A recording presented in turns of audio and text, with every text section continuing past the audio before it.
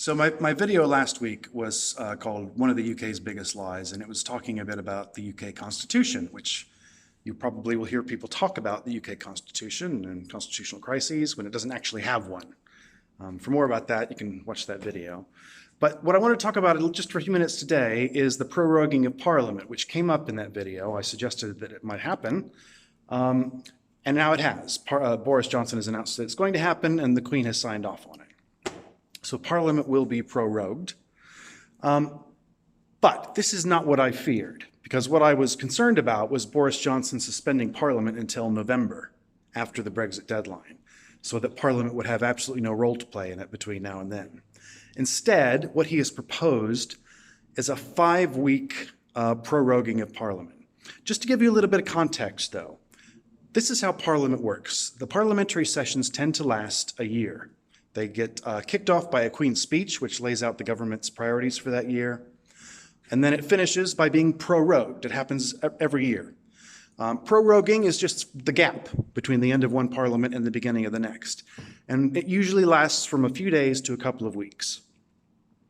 Now, on this occasion, Boris Johnson has said that he's going to prorogue Parliament for 5 weeks.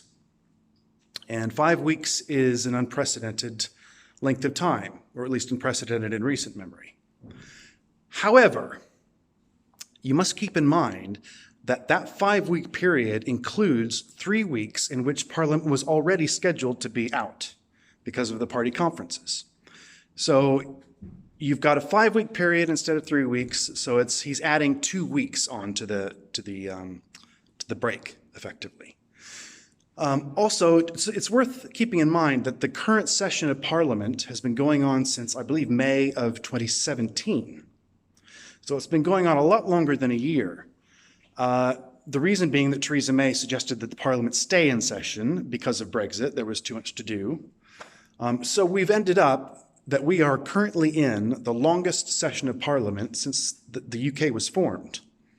To find a longer parliamentary session, you have to go back before the Union of England and Scotland, back to 1653, I think it was, for the last time we had a session of Parliament that went on this long. So it was due to be prorogued. It's past due to be prorogued.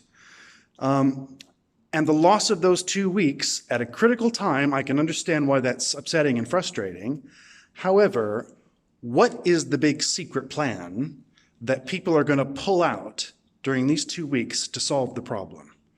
They've had 3 years, and now they're saying that this 2-week curtailing of the time period is an affront to democracy and will stop them from stopping Brexit.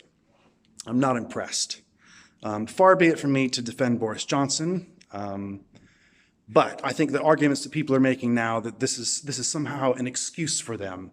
Oh, well, we couldn't stop Brexit because Boris Johnson prorogued Parliament. It's nonsense. They've still got a couple of weeks to pull whatever rabbit out of the hat they think they're going to pull out of the hat. I don't have high expectations of them because I don't find any of them to be competent. But we shall see. We'll see what happens. But when you're hearing people, sounding alarm bells that the UK Parliament has just been cancelled forever and that democracy has come to an end in the UK, keep in mind that what is happening is a 2-week longer period of break than would normally happen at this very end of this very extraordinary parliamentary session. One last little fact of context as well is that Boris Johnson has just become prime minister. He's just appointed a new cabinet. We got a new government. Ordinarily, when that happens, Parliament is prorogued and you get a break. Not usually 5 weeks, but you do get a break, a prorogue session or suspension, during which the new prime minister and the new government write up their agenda and the Queen's speech and get ready to relaunch as a new government. So you would ordinarily expect to see this happen right around now anyway. Just not for this long and not at such a pivotal time in the nation's discourse. So that's just to give you a little bit of extra context. It's perhaps, it's not good news, but it's perhaps not the horror show that it's being depicted to be. Anyway, that's my 2 cents. Thanks for listening.